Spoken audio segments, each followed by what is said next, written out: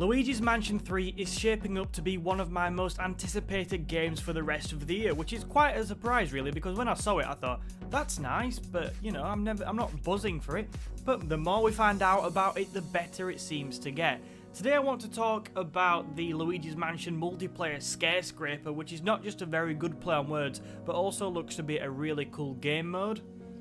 The game mode is an online mode. You can play either local online multiplayer with multiple switches, I believe, or you can play worldwide. It just looks really fun, and today I want to give some thoughts on it.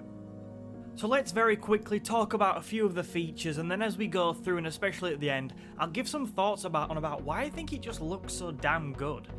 So you can have up to 8 players in this mode, which off the bat you're thinking that is quite a lot. If you have up to 8 players, 4 of you will be Luigi and the other 4 will be Gooiges. So yeah, that's really nice. If you only have 4 players, you will all be Luigis with the ability to summon Gooiges. So kind of you have a trade-off. If you have 4, then at least you can summon your own Gooigi as you can in single player, where you can skip between them.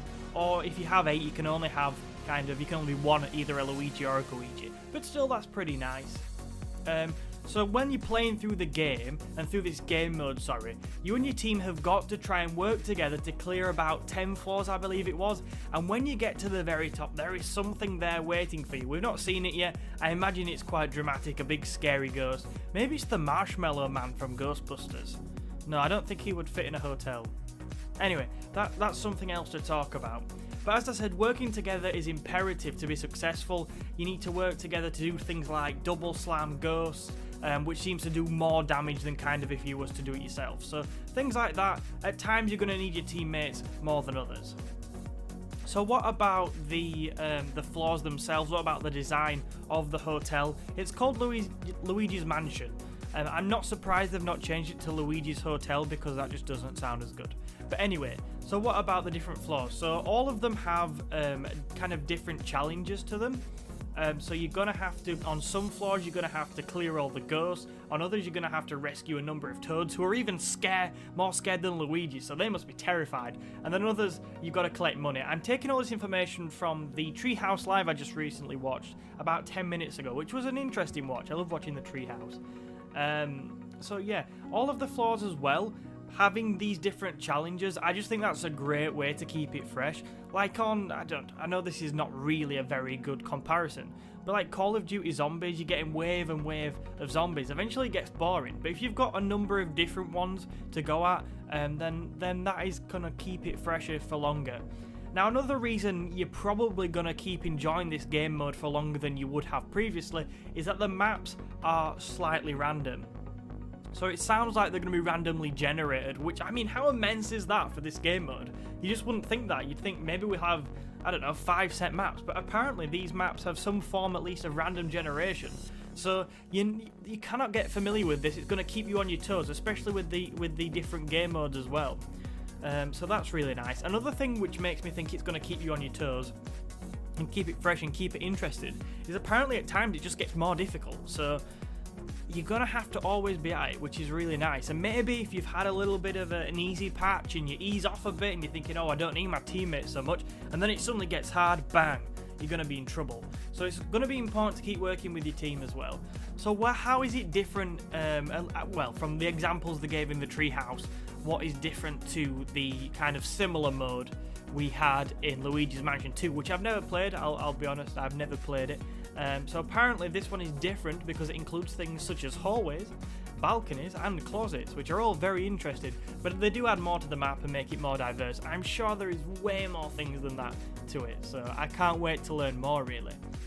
So finally, on the features and things which I'm really excited about really, is that there are different items which you can find, and I think finding these items are going to be crucial. So we saw one of them, I believe the map item seems to give you more information on the map, correct me if I'm wrong, but the time item definitely gives you more time, because whilst you're in this kind of chaos, you are going to be on a time limit to complete whatever mission it may be. If it's to clear the ghosts or, you know, save the Toads or whatever, you've got to do that within a time limit. So finding them extra bits of time are going to be really, really crucial. So as I said, Luigi's Mansion 3 is already shaping up to be one of my favourite games for this year. But why am I looking forward to this game mode so much? Well, because it's going to add something different to the single player. Whenever I think of Luigi's Mansion, I think of single player, and we saw the local co-op yesterday in the direct, which I think that'll be good as well. So you can jump on online with these random people, and it's just something different. It's something apparently more difficult than the single player. So if you're fancying a bit more of a challenge, you can jump on there. You can even talk on Nintendo's fantastic voice chat apps, which I have never used. And until they make it better, we'll probably never use. Hopefully they're going to fix that. I mean, come on. The one thing, well, it's one of the major things holding your multiplayer back. So I love multiplayer games. I've said it time and time again on the channel. Single player games, great. I love a good single player experience. But if you can go on there, play with friends, play with randomers as well. Anyone. It's just something different. It's something really nice. I like the fact that different floors are gonna require different kind of challenges, so you're gonna have to deploy different strategies. I think that's fantastic, and working with people online to complete these different challenges, again, it's just fun. Essentially, I just think this is a really nice alternate game mode from the single player. And when you look at what happened at E3, like, Animal Crossing's not coming till next year. I'm perfectly fine with that. I think if that's gonna make the game so much better, that's great. Pokemon's looking great, but you know, I'm not a massive Pokemon person. I'm not going to put anywhere near the amount of time to the new Pokemon games that a lot of people will. I did enjoy the Pikachu and Eevee games though. I had Pikachu, I thought that was fantastic. And Link's Awakening, I've got to say, does look really good. And we'll see if we get anything else as well. But, I mean, we've got Fire Emblem and Super Mario Maker 2, but apart from that. But, yeah, I just think Luigi's Mansion, you know, it's been the highlight of my Nintendo at E3 this year. So I'm really looking forward to it. I think this is a really solid game mode. Let me know what you think though down in the comments about Luigi's Mansion. I am fascinated to hear what you've got to say. Have you played the games before? Have you not? Are you coming in as a newbie, a bit like me? I'm definitely going to cover this game more as we move into the future. Thank you very much for your time today. If you want to see more of these sort of informal chats, let me know down in the comments.